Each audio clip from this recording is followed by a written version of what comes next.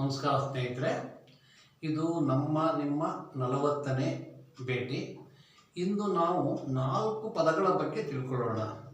ಯಾವ್ಯಾವುದು 4 ಪದಗಳು ಅಂದರೆ ಐ, ಮೈ, ಮೀ, ಮೈನ್. ಏನು ಇಷ್ಟೊಂದು ಸುಲಭವಾದ ಪದಗಳ ಬಗ್ಗೆ ನೋಡೋಣ. ಅದರಲ್ಲಿ ಏನಾದರೂ ವಿಶೇಷತೆ ಇದೆಯಾ ಅಂತ ನೋಡೋಣ. ನೋಡಿ, ನನಗೆ ಕೆಲವು ವರ್ಷಗಳ ಹಿಂದೆ, ಸುಮಾರು 20-30 ವರ್ಷ ಆಯ್ತಾ ಬಂತು, LS ಶೇಷಗಿರಿ ರಾವ್ ಅವ್ರದ್ದು ಒಂದು ಪುಸ್ತಕ ಓದೋ ಯೋಗ ಸಿಕ್ತು. ಅವರು ಇಂಗ್ಲೀಷು ಮತ್ತು ಕನ್ನಡ ಎರಡರಲ್ಲೂ ತುಂಬ ಒಳ್ಳೆ ಮೇಧಾವಿಗಳಾಗಿದ್ದರು. ನನ್ನ ಸುದೈವ ಒಮ್ಮೆ ಅವರ ಆಶೀರ್ವಾದನೂ ಪಡ್ಕೊಂಡು ಬಂದೆ ಒಂದು 20 ವರ್ಷದ ಹಿಂದೆ. ಅವರು ಇಂಗ್ಲೀಷಲ್ಲಿ ಒಂದು ಬುಕ್ ಬರೆದಿದ್ದಾರೆ, ಕನ್ನಡ ಮತ್ತು ಇಂಗ್ಲೀಷ್ ಎರಡರಲ್ಲೂ ಇದೆ. ಅದು ಸುಲಭ ಇಂಗ್ಲೀಷ್ ಮೇಡ್ ಈಸಿ ಅಂತ. ಆ ಪುಸ್ತಕನ ನಾವು ಓದಿದಾಗ ಗೊತ್ತಾಯ್ತದೆ ನಮ್ಮ ಇಂಗ್ಲೀಷ್ ಜ್ಞಾನ ಎಷ್ಟಿದೆ ಅಂತ. ಅದು ಆ ಸಂದರ್ಭಕ್ಕೆ ನಾನು ತುಂಬ ಸಂತೋಷ ಆಗ್ತದೆ. ಅಲ್ಲಿ ಒಂದು ಕಡೆ ಹೇಳ್ತಾರೆ ಅವರು, ಈ ಯಮಧರ್ಮರಾಯನ ಆಸ್ಥಾನದಲ್ಲಿ ಯಾರು ಅಂತ ಕೇಳಿದಾಗ ಅದ್ರ ಬಗ್ಗೆ ಭಾಳ ಚೆನ್ನಾಗಿ ಬರೆದಿದ್ದಾರೆ. ದಟ್ ಇಸ್ ಐ ಅಂತ ಹೇಳ್ತಾರಂತೆ. ಆ ಬುಕ್ ಓದಬೇಕು ನೀವು, ಏಕೆಂದರೆ ಕಾಲಹರಣ ಆಗಿಬಿಡುತ್ತೆ. ಆ ಬುಕ್ಕನ್ನ ಪ್ರತಿಯೊಬ್ಬರು ಓದಬೇಕು. ಇಂಗ್ಲೀಷ್ ಬಗ್ಗೆ ತಿಳ್ಕೊಳ್ಳೋರೆಲ್ಲರೂ English made easy, English title, ಕನ್ನಡದಲ್ಲಿ ಸುಲಭ ಇಂಗ್ಲೀಷ್ ಅಂತ. ಭಾಳ ಒಳ್ಳೆಯ ಪುಸ್ತಕ ಅದು. ಅವರು ಹೇಳ್ಕೊಟ್ಟಿದ್ದಾರೆ, ಈ ಪುಸ್ತಕ ಬರೆದಷ್ಟಕ್ಕೆ ನಾನು ತೆಗೆದುಕೊಂಡಷ್ಟು ಶ್ರಮನ ಇನ್ಯಾವ ಪುಸ್ತಕ ಬರೆಯೋದಕ್ಕೂ ತಗೊಂಡಿಲ್ಲ ಅಂತ. ದಯವಿಟ್ಟು ಎಲ್ಲರೂ ಓದಬೇಕು, ಆವಾಗ ಗೊತ್ತಾಗುತ್ತೆ ನಾವೇನು ತಿಳ್ಕೋಬಾರ್ದು ಅಂತ. ಈಗ ಇದು ಬರೋಣ.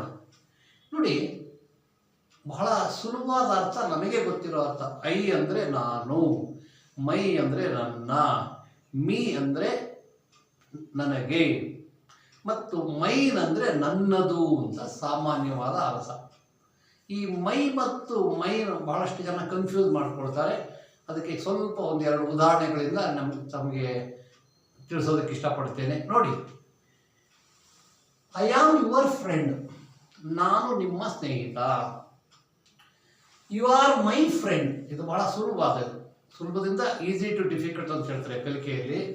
ನಾನು ನಿಮ್ಮ ಸ್ನೇಹಿತ, ನೀವು ನನ್ನ ಸ್ನೇಹಿತರು. ಗೊತ್ತಾಯ್ತಾ? I am your friend, you are my friend. Please give me your book,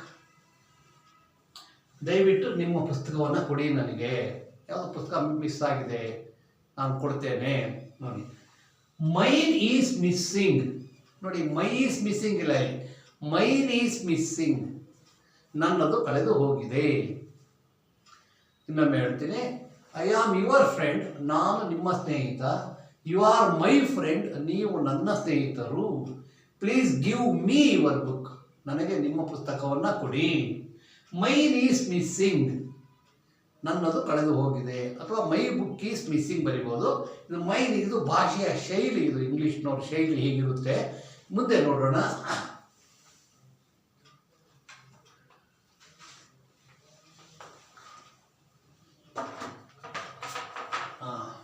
ಯಾಕೆ ಇದನ್ನು ಬರೀಬೇಕು ಅನ್ನಿಸ್ತೆ ಅಂದರೆ, ನಾನು ಕೇಳಿದ್ದು, ಕೆಲವರು ಮಾತಾಡೋದು, ಕೆಲವರು ಕೇಳಿದ್ದು, ಅದಕ್ಕೆ ಅವರಿಗೆ ತಿದ್ದೋದಕ್ಕಾಗಲ್ಲ. ಎಲ್ಲರೂ ತಿದ್ದುಪಡಿಗೆ ಇಷ್ಟಪಡಲ್ಲ. ನೀನು ಯಾರು ನಮ್ಗೆ ಹೇಳೋಕ್ಕೆ ಅಂತಾರೆ ಅನ್ಬಹುದು. ಅದಕ್ಕೆ ಹೇಳ್ತೀನಿ, ಅವನ್ನೆಲ್ಲ ನಾನು ಗುರುತಿಸಿಕೊಂಡಿರ್ತೇನೆ. ನಾನು ದಾವಣಗೆರೆಯಲ್ಲಿದ್ದಾಗ ಒಂದು ಸಮಾರಂಭ, MBA ವಿದ್ಯಾರ್ಥಿಗಳಿಗೆ, ಅದನ್ನು MBA ಹುಡುಗರು ಕ್ಲಾಸ್ ಮಾಡ್ತಾ ಇದ್ದೆ. ಅಲ್ಲಿ ಒಬ್ಬರು DC ಚೀಫ್ ಗೆಸ್ಟ್ ಮುಖ್ಯ ಅತಿಥಿಗಳಾಗಿದ್ದರು. ಆ DC ಅವ್ರನ್ನ ಕರ್ಕೊಂಬಂದವರು MBA ಪ್ರಾಧ್ಯಾಪಕರು. ಇವಾಗ ನಮ್ಮ ಕಾಲೇಜಲ್ಲಿ ಇಲ್ಲ, ಅವರು ಕೆಲವು ಬೇರೆ ಕಡೆ ಹೋದ್ರಂತೆ. ಅವ್ರು ಹೇಳಿದರು, ಅವ್ರನ್ನ ಪರಿಚಯ ಮಾಡಿಕೊಡ್ಬೇಕಾದ್ರೆ, he is good friend of me ಅಂತ ಹೇಳಿದರು DC ಅವ್ರನ್ನ. ಅದು ಎಷ್ಟು ತಪ್ಪು ಇಂಗ್ಲೀಷ್ ಅಂತಂದರೆ, ಅದು ಇಂಗ್ಲೀಷ್ ವಾಕ್ಯನೇ ಅಲ್ಲ, ಅದು ಕನ್ನಡದಲ್ಲಿ. ಅದಕ್ಕೆ ಆ ಉದಾಹರಣೆಯನ್ನು ತಮಗೆ ಕೊಟ್ಟಿದ್ದೀನಿ. ಈಗ ನೋಡೋಣ, ಅದಕ್ಕೆ ಕ್ಲಾರಿಫಿಕೇಶನ್ ಕೊಡ್ತೇನೆ. ಈಗ ನೋಡಿ, he is better than me. ನೋಡಿ, ತುಂಬ ಜನ ಹೇಳ್ತಾರೆ, ಅದೇ ಶೇಷಗಿರಿ ಬಗ್ಗೆ ಅಲ್ಲಿ ಹೇಳಿದ್ದಾರೆ, ಹೆಚ್ಚಿಗೆ ಹೇಳೋಕ್ಕಾಗಲ್ಲ. ಈಗ he is better than me ತುಂಬ ಜನ ಹೇಳ್ತಾರೆ, ಬಹಳಷ್ಟು ಜನ ಹೇಳ್ತಾರೆ. ದಟ್ ಈಸ್ ನಾಟ್ ಕರೆಕ್ಟ್, ಅದು ಸ್ಟ್ಯಾಂಡರ್ಡ್ ಇಂಗ್ಲೀಷ್ ಅಲ್ಲ ಅದು. ನೋಡಿ, he is better than I. ನೋಡಿ, ಅವರು ನನಗಿಂತ ಉತ್ತಮ. ಕಂಪ್ಯಾರಿಟಿವ್ ಡಿಗ್ರಿನಲ್ಲಿ ಮೀ ಹಾಕಬಾರ್ದು ಅಂತಾರೆ. He is better than me incorrect, ಅದು ತಪ್ಪು ವಾಕ್ಯ, ಸ್ಟ್ಯಾಂಡರ್ಡ್ ಇಂಗ್ಲೀಷ್ ಅಲ್ಲ ಅದು. ನೋಡಿ, he is better than I, but he is the correct English, ಅದು ಸರಿಯಾದ ವಾಕ್ಯ. ಆ ಬುಕ್ಕಲ್ಲಿ ಇದ್ರ ಬಗ್ಗೆ ತುಂಬ ಚೆನ್ನಾಗಿ ಬರೆದಿದ್ದಾರೆ, ಓದಿ ಅದನ್ನು ದಯವಿಟ್ಟು ನೋಡಿ. He is good friend of me. He is good friend of me. ಅವರು ನನ್ನ ಸ್ನೇಹಿತರು. ತಪ್ಪು ಇದು, ಇದೇ ಅವ್ರು ಹೇಳಿದ್ದು ನೋಡಿ. ಮೀ ನನ್ನದು, ನನ್ನದು, ನನ್ನ. ಮೈ ಅಂದರೆ ನನ್ನ, ಮೀ ಅಂದರೆ ನನ್ನದು. ಅರೆ ಆಗ್ಬೋದಲ್ಲ? ಆಗೋದಿಲ್ಲ. ಕನ್ನಡದ ಪ್ರಕಾರ ಇಂಗ್ಲೀಷು ನಾವು ಮಾತಾಡೋಕ್ಕಾಗಲ್ಲ ನೋಡಿ. He is good friend of main. He is good friend of main. ಅವರು ನನ್ನ ಸ್ನೇಹಿತರಾಗಿದ್ದಾರೆ. ಕನ್ನಡ ಥರ ನಾವು ಮಾಡ್ಕೊಂಡು ಹೋದರೆ ಸರಿ ಅನ್ನಿಸ್ಬೋದು, ಗೊತ್ತಾಯ್ತಾ? He is good friend of my ಅನ್ಬೋದು, ಮೀ ಅನ್ಬೋದು. ತಪ್ಪು ಅದು. He is good friend of mine. ಜ್ಞಾಪಕ ಇಟ್ಕೋಬೇಕಾದ್ರೆ ನೋಡಿ, ಇನ್ನೊಮ್ಮೆ ಹೇಳ್ತೀರಿ. He is better than me. ತಪ್ಪು. He is better than I. ಇದ್ರ ಬಗ್ಗೆ ಶೇಷಗಿರಿ ತುಂಬ ಚೆನ್ನಾಗಿ ಹೇಳಿದ್ದಾರೆ ಸ್ನೇಹಿತರೆ, ಅದನ್ನು ಓದಿ ನೋಡಿ. He is good friend of me. ತಪ್ಪು.